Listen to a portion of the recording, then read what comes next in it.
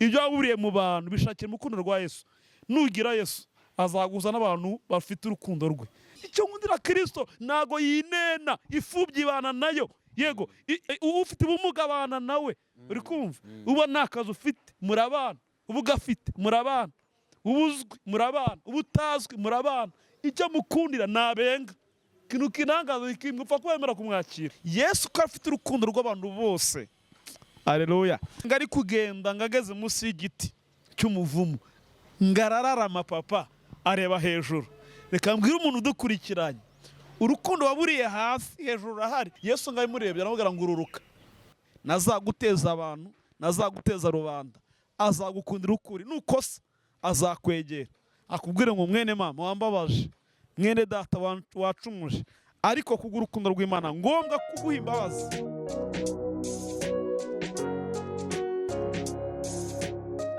Twongeye kubaha ikaze. Ni Impamba Nyayo TV. Nta na rimwe tuzigera tuza hano ngo mutahe nta mpamba mutahanye. Tugarutse kuri uyu munsi noneho tugiye kuganira ku rukundo rw'Imana, ariko uyu munsi turibanda ku kurusobanura cyane byimbitse cyangwa se mu buryo buri deep. Yego. Buryo bw'umwimerere. Niyo mpamvu turi kumwe n'uwone na Peter. Ngiye nkunda kumwita apotre kuko mbona ari intumwa y'Imana rwose. Peter, Mana bingirirweho niko Mariya yabwiye marayika, aravuga ngo ibyo uvuze bingirirweho ndumuja. oya byakire mu izina rya Yesu ko twahawe. Ndabyakire mu izina rya Yesu, ndabyakire ndabyizeye. Yego. Peter, twari twavuze ku rukundo rw'Imana, havamo n'ikintu gikomeye cyane abantu batahanye. Yego. Watanze urugero rwiza ruhita rwumvikana rwagira inka. Naragitanye kiriya kintu kandi nabonye n'abantu benshi baragiye bakigarukaho. Peter, ndagira ngo noneho utuganirize ku rukundo rw'Imana. Nibiba na ngombwa turaza gufata umwanya wo gusengera abantu bumva urukundo rw'Imana rwaragiye kuri bo batarugaragariza ku bandi. Reka dushimire abantu badukurikiye ku Nyayo TV, kandi twizera neza tudashidikanya ko ari impinduka ziri kuza. Kuko iyo uvuze ku kintu ugenda ubohoka kandi ugenda ukira. Rero ku rwanjye ruhande nashimira Imana kubw'iyi topic cyangwa se kino kiganiro kijyanye n'urukundo. Ubu narabivuze ubwa mbere navuga ngo nawe utanke adafite. Ntabwo bikunda. Ariko none aha ngaha twarusabye Imana tugiye kuruha abandi. Yego. Kuko uyu munsi ndashaka kuza gufata iminota nk'ibiri ngasengera umuntu wese, nanjye ngasengerwa kunkurikiye rukaguma kwiyongera kugira ngo tudacogora ngo ducike intege. Kuko urukundo rw'Imana n'ubuzima ku mukristo nibwo buzima, iyo mibereho. Imana iguhe umuntu ufite urukundo rwayo. Amen. Imana imuguhe ufite urukundo rwayo. Amen. Ntabwo azaza guharaye, azaza gukundira ukuri. Nazaguteza abantu, nazaguteza rubanda. Azagukundira ukuri. Nukosa azakwegera.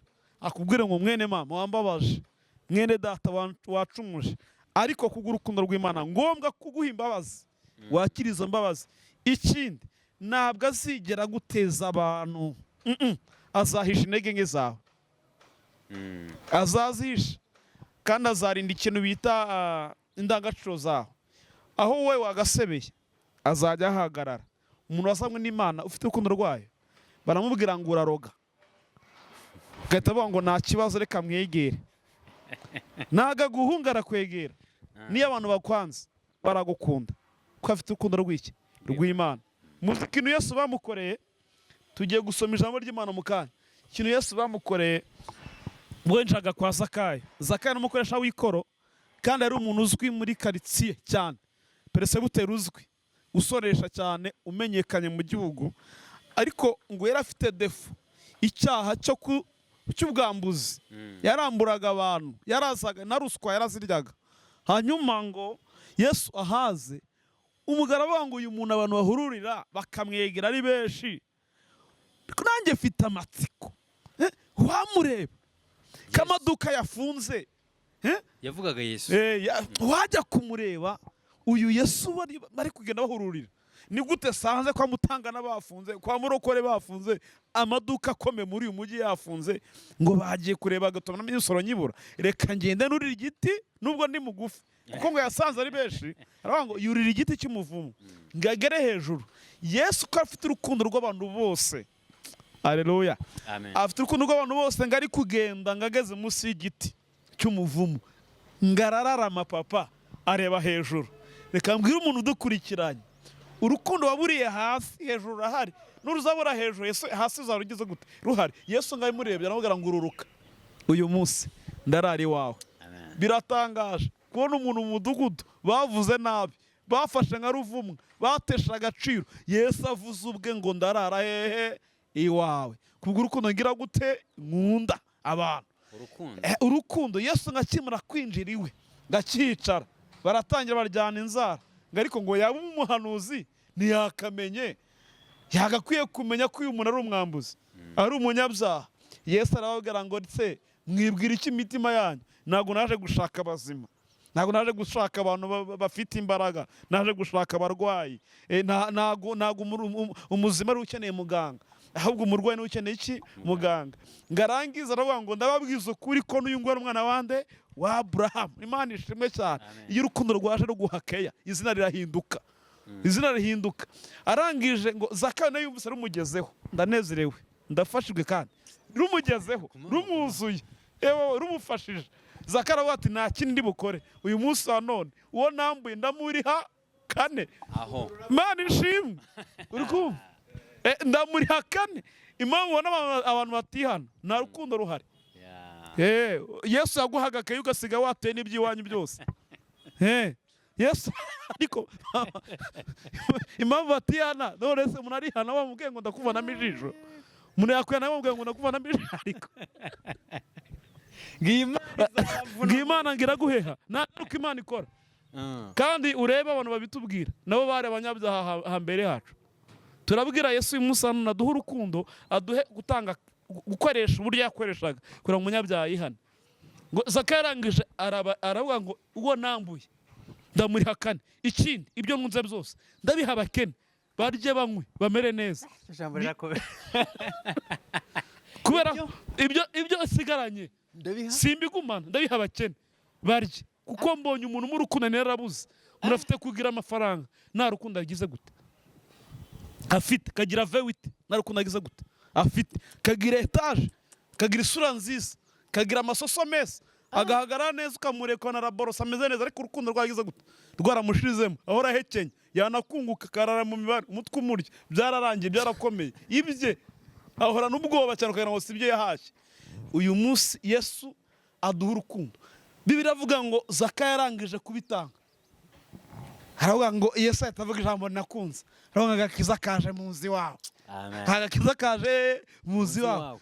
Iyo urukundo rwaje, abanyabyaha baragwa bakihana, bakavuga ngo burya twemeye Kristo nk'umwami n'umukiza. Mubwire undi se, kugira ngo nagabiri kugenda bikurura. Urakoze cyane. Nega amatwi.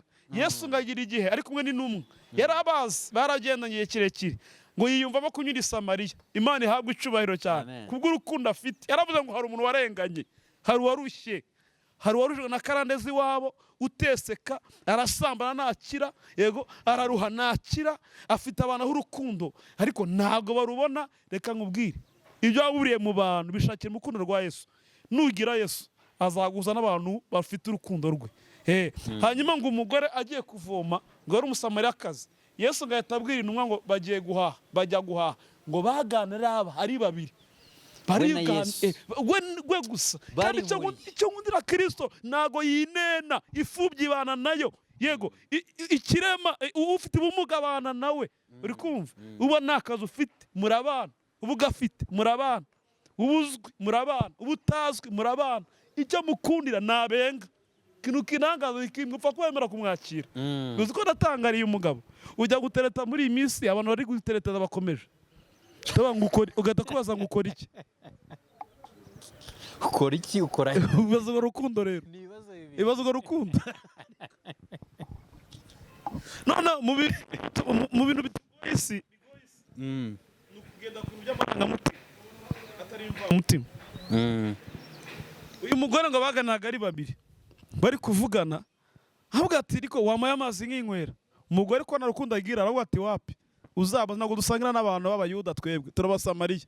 Ubu rukundo iyo rudahari hari mu ibice, haza ibice mu itorero, haza ibice mu bahanuzi, mu muryango ngo genda ujye uhanura neza, ariko urahanura iyo Mana barayishimusa. oya ngo hari abantu bahanura neza bikaba Bandeze nk'ikiganza gishyushye ngo baranzi ino barakuzi ino, ariko mu ijuru wasanga batakuzi. Iyo urukundo rwaje ntabwo uremamo ibice. Urukundo rutuma usindagiza n'abari hasi yawe, ukabazamura mugahanura ibisohora.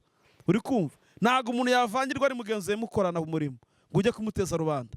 Impamvu uteza rubanda ushaka kwemerwa no kwemeza. Bwira Yesu ngo Yesu we mu rukundo rwihanganira, mbega ntugatume Yesu aseba ngasuzugurwa. Uvuga ngo nubwo mwene data aguye, ariko reka mbabwire mwamvukana muri babiri, mwene se akambara ubusa kurya yagaragaza ubwambure bwe, ukabyemera? Si wamwambika? Uragaragara neza mu bandi. Urukundo rw'Imana rero iyo aho ruri nta bice biboneka. Umugore ngo ahita abwira Yesu ngo Yesu we uri kusaba amazi ariko ngo nyasangira n'abantu bameze nk'amo. Iriba ni irya sogokuruza Yakobo, kandi nta makuru afite. Uwo bari kuganira niwe uha imbaraga Yakobo, niwe wahaye Yakobo ubushobozi bwo gufukura iki iriba. Koko nta rukundo afite ntahumuka. Iyo udafite urukundo urahuma. Uyu muntu ari kunyumva, uri kunyumva? Iyo udafite urukundo ugira gute? ndi kubyuza Iyo udafite urukundo ugira gute? Urahuma. Ntabwo ubona, ntabwo ubona, ujya muri iri ukagira ngo wageze mu ijuru. Iyo udafite urukundo uriremereza, ntabwo woroha. Iyo udafite urukundo ugira ngo niwe inyama, ujya kugura inyama ikiro cy'inyama gusa, ukaza ukanagira abo muturanye ukagira ngo wazimaze muri busheri. Iyo udafite urukundo wambara ikote ry'utu ukagira ngo ni wowe amakote yose yamaze mu Rwanda. Udafite urukundo ugira imodoka ukagenda wigize danje, birahora abantu bigira ngo ni wowe umuhanda wuzuye.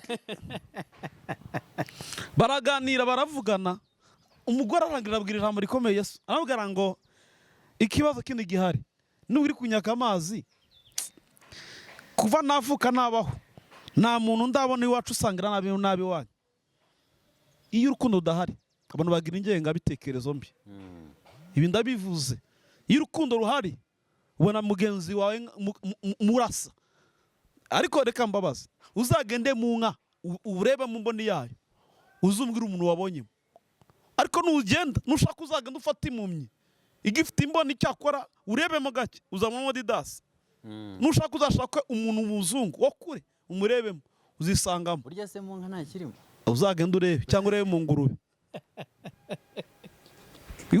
Association Modeste Ami iravuga ngo iyo umuntu adafite ubumuntu atanga urupfu, ariko iyo umuntu afite ubumuntu atanga ubuzima, atanga kubaho. Urakoze cyane. Yesu arangije avuga ati mugore we rero twagana ibintu byinshi, ariko ndagira ngo umpe amazi nanjye ndashaka kukwihera amazi utazongera kuruhuza kuvoma kwino riba. Imusozi umanuka ni muremure. Ndatangaye. Umugore atabwira Yesu ijambo ririmo kutamenya. Arabwira ati rero Kristo we nagakwiye kuyagwa ariko nta kivomesho gize gute ufite. Iyo udafite urukundo amaso ye nabona. Uri kumva? Iyo udafite urukundo amaso ye nagabona. Yabonaga yarebye Yesu umuntu cyaburi kivomesho. Wowe ibyo utarebe impamvu umuntu akubona uyu munsi akagusuzugura, ari kurebesha amaso ye ubwe, agira ngo ibyo afite ntabyo ufite, nta n'ibyo wageraho. Umugore areba Yesu n'ukuri pe ndatangaye. Yaramubwiye ngo nta kivomesho ugize gute ufite, wayatwara hese? Kandi ntabwo azi ko boss nyiririba ari uhagaze amasoko yose n'amazi ari ubitegeka. Ashatse yavuga ngo zamuka cyangwa asubira hasi. Umugore arangije amuga ati rero nta kigenda. Hanyuma Yesu amubwira ijambo rikomeye cyane. Aravuga ati mugore none se ufite abagabo bangahe? Ati umugore ati nta n'umwe. Yesu aramureba atuvuza ukuri. Na batanu ufite sabaho. Atavuga ati umuntu rero nubwo twagana muri kandi urebe ikintu cyabayeho. Yesu yagiye kugana n'uyu muntu, ariko Imana imbabarire mwumve no jambo ngiye kubabwira. Imana yizire muganire igutumeho umuntu wayo azi akemura ikibazo wari ufite kubera urukundo rwa Imana igize gute igufitiye. Uzi ko iyo Yesu ashaka kukubohora akubohora mu ibanga, abantu bagumana amateka yawe, ariko ahazaza nyine barahagumana. ahashize nako Ahahise. ahahise barahagumana bakagumana. Didasi ni akazi, Didasi ari mu ntege nke. Yesu mwavugana mu ijoro rimwe ukabyuka wakayanganye, ejo mu gitondo akabona niwe uyoboye shopu runaka, byagenze bite? None kuko bibacanga batazi uburyo Imana ikora, ibyo Imana ikora biradutangaza, ngo basigara batekeza ngo buriya yaribye yagiye ikuzimu. ariko ikuzimu ni hanyuma ikuzimu hambere ni ibitekerezo bipfuye. None umva ikintu ngiye kuvuga, ngo Yesu arangije kumuganiza aramubwira ngo naba ufite sabawe. Umugore avuga ati menye kuri umuhanuzi, tugiye gusenga, menye kuri iki. Umugore aramubwira ati mbabara unyihera amazi uyame. Ngo yarayamuhaye, yaramubwiye ngo igihe kirageze kandi kirasohoye, kabasenga data by'ukuri bakwiye kumusengera mu kuri no mu ki, mu kuri no mu ki, no mu mwuka. mutagira urukundo ntakuragira, utagira urukundo nta mwuka yigira, iba ari imyuka.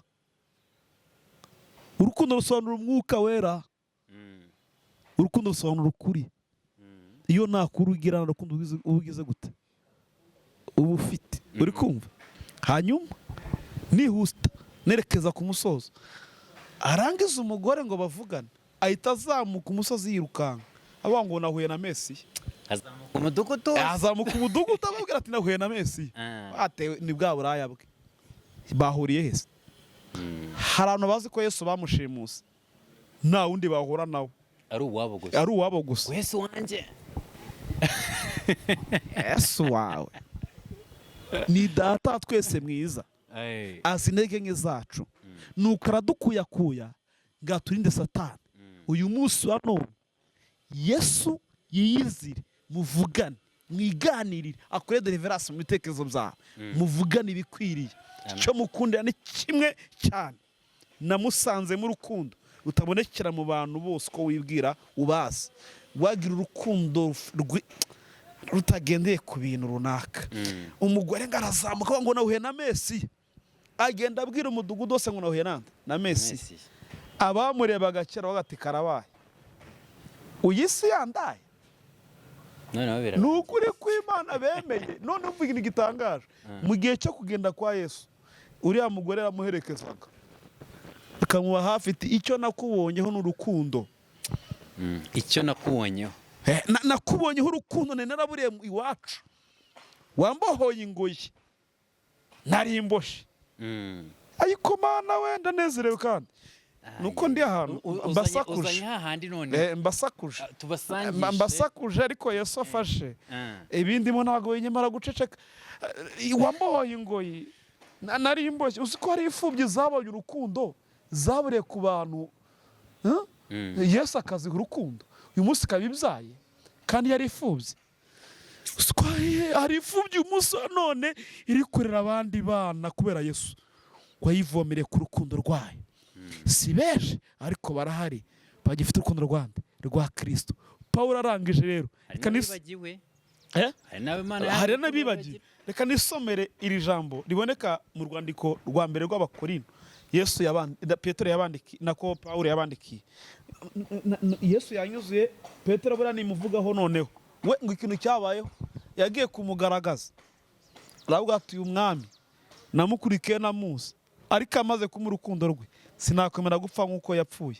Mu mpambe mucuritse ahabwa icubahiro kuko urukundo yagaragaje mu bantu rurenze ukwemera. Umva ibintu byabaye. Petero ngo yamwihakanye gatatu, muhungu akebutse gute ngo data mbabarira. Urukundo rw'Imana ruhita rumufataho.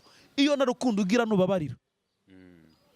Ariko ibibazo umuntu w'umurokore wabyina igisiriba ko ati nzamugezaho runaka yageje runaka nanyira, kandi mubana ku murongo wa korari imbere mufata muririmba tenor murahagararana, ngumva ngiramuheha ariko sibye Imana ngiramwica. Ese ushatse kuvuga wa wundi wagiye gusenga akikorera ikibuye akajugunya ntusa, ngo ndabajugunye, ngo ndababoha, ngo ndabazirika. Uko bazirika niko wizirika. Iyo udafite urukundo nubabarira, iyo udafite urukundo nta jambo rizima rikuvamo. Ariko ibazo umuntu arera ngo ujye umwana w'umuzigaba kandi agara kuri mimbara, ngo jya umwana w'umusigaba ngo ashingiye ibintu wankoreye ngo ngumva ngo uzabona uwo ndiwe ngo agakiza nagashyira hasi yagashyira hasi ubwo wagira ngo atwaye mu mifuka bikaba mu mutima kuko umuntu kaba mu mutima ntabwo yawikuramo aba bagafite hano mu myenda nyumva se uzi impamvu kugira ngo yagashyira hasi kaba mu myenda kararehareha iyo kaba mu mutima ntabwo yakaye. Reka nisomere iri jambo ry'Imana ubundi dusenga. Amen. Hari ikindi? Oya birabaye. Wahora n'iki? Ako ntabwo wabimara tuzabigaruka. Paulo yarabandikira aravuga ngo nubwo navuga indimi z'abantu n'iz'amarayika ariko singira urukundo mba mpindutse nk'umuringa uvuga cyangwa icyuma kirenga.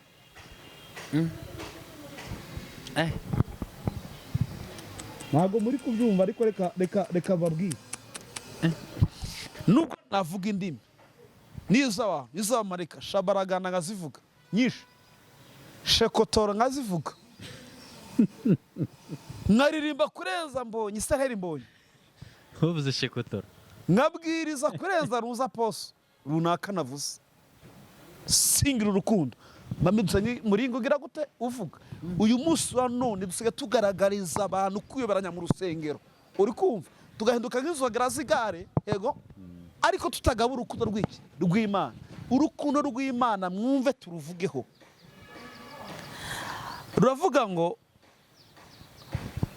urukundo mu murongo wa 8 urukundo rwo ntabwo ruzashira guhanura bizarangizwa no kuvuga indimi bizagira iherezo ubwenge nabwo buzakurwaho kuko tumenyaho igice gito uri kumva ariko urukundo rw'Imana uzahora igihe cyose. Amen. None ahangaha ubu turi kuvugana abantu kuri Kenya ku Mamanyayo TV mureka tubwire Imana iturinde kuyivuga ku munwa kuba nk'inzogera ziri kuvugira ubusa kuba nk'inzogera urakoze cyane ngo tuburire abantu tuvuge ngo Imana ni nziza tutarahinduka beza. Bibiliya iravuga muri Yohana ngo umuntu udakunda mugenzi we ntago abakunda n'iki ni Imana. None wakunda gute Imana utarabona udakunda mugenzi wawe muturanyarariro musenganarariro mukomerekerere buri munsi agahinda karamwisha warangiza ngo uri umwana w'iki w'Imana no kwihorera warangiza ngo umwana w'iki w'Imana. Ibi ngiye kuvuga nabisubiramo no mu mbaga nyamwinshi ntabwo urukundo rw'Imana ruvugirwa ku munwa rugaragara mu bikorwa. Peter reka tugere ku mwanya wo gusengera abantu kugira ngo urukundo rw'Imana rube muri twebwe uko Imana ibyifuza ari nako tugaragara. Warasanga abantu bakavuga ibintu urukundo rw'Imana rugenderaho. Umurongo wa 4 urukundo rurihangana rukagira neza urukundo ntirugira ishyari kandi riratumaza urukundo ntirwirarira ntirwihimbaza ntirukora ibiteye isoni. Aho baragwamo turagwamo uzi ko aya magambo uko uyambarira rimwe ryo nagara ndivugaho rimwe paka iminsi yanjye yose izarangira ndi mu isi. Ntirushaka ibyarwo kwikubira ubu bizirikana ntirushaka iki ibyarwo ntirukora ibiteye isoni ntirushaka ibyarwo ntiruhutiraho ngo bambwiye nange ndamunaganika kanzarambona ntirutekereza ikibi ku bantu ariko Mana ntirwishimira gukiranirwa kw'abandi kuba waguye gusa arababara akarararira kawati Imana wagaruye runaka ariko ubu none aha ntibabwiza ku gatuti ngo amaze iminsi ataza ni igihe tugafata. Ibi bintu tugomba kuzabigarukaho kimwe ku kindi ufashe ibi bintu ugenda ubyandike ndabizi abanyamakuru mugira agenda yewe wenda natekeza ibindi runaka yaguye nijye uzahita musimbura mu ntuza ku gatuti nzahita bishop. Ntirwishimira gukinirwa kw'abandi ahubwo rwishimira ukuri. Rubabarira byose rubabarira byose ngo ndakubarenga ariko nagarirwa rwizera byose rwiringira byose, rwihanganira byose. Urukundo ntabwo ruzashira, twabivuze. Guhana bizarangizwa n'ibindi byose bishiri, ariko urukundo ruzagumaho. Imana muri bamera umugisha. kadusenge kubwira ijambo Peter. Gusengera abantu turi kumwe tugendane, tubwire Imana itwongereremo urukundo, iduha urukundo rwuzuye. Hari indirimbo nagaga ndirimba kera, iby'uyu munsi arabizi ko byahindutse, ni style ya kera. Yaravuga ngo iminsi turimo ni iminsi ya nyuma, kuko ibyahanuwe byose byarabaye, byaravuzwe yuko urukundo ruzakonja mu mahanga yose, byabaye ibigezweho. None se mugenzi utazi igihe cyawe, ahari uyu munsi waba ari wowe wa nyuma, ukaba ukibeshya ngo uzaba wihana. Uretse mbanze nubake igorofa ihanitse, ngendere mu ndege abisiba ndirimbe, kuko ndi umuryohe zihana mbishatse. Ubu uzi ko ubu mu bitaro hari umuntu ukeneye ubutumwa bwiza bwa Kristo kubw'urukundo rwe rwakuzuye. Hano hanze hari umuntu ari gukoresha igitsina cy'imfubyi, byibura ngo azihamagare izo mfubyi ngo nyine umuyifubyi zose zize hano muri kino kibaya, ziganirizwa ijambo ry'Imana, nizirangiza tuzambike bodaboda n'ikiro k'umuceri zigende. Ndahiye Uwiteka n'ejo zizagaruka, ko ziri kwereka ubumuntu zaburiye hanze. Rero dowa tu dowa waragendaga wasanga umuntu arwaye mu rugo, wamusengera yakumva ahumurijwe gusa, agahita ejo mu gitondo aza mu rusengero, agahinduka umuririmbyi. None dusigaye tugenda twebwe tukabasanga mu muhanda ngo wazaje wacu ukabutubera umuririmbyi, ntiwigeze umubwiriza. Ahubwo nasanze mwumvise ngo yaririmbye neza, ntiwigeze umubwiriza, nta nazi ibyajemo. Ashobora kuza aje mu kazi ko kuririmba, basigaye baza tukanabahemba, akanacuranga mukamuhemba. Urumva kimwe mu byo nari nshatse kuvuga, wenda ni nacyo uri kwanzuriraho, usanga ivugabutumwa, amateraniro arabera mu rusengero gusa, bugacya bagataha, kandi abo bari kubwiriza n'ubundi bari kugaburira ijambo ry'Imana ni abasanzwe ari abarokore bari mwaho ngaho. Navugaga ni abantu batekerezana n'ubundi kujya kureba hariya hatari abamenye Yesu,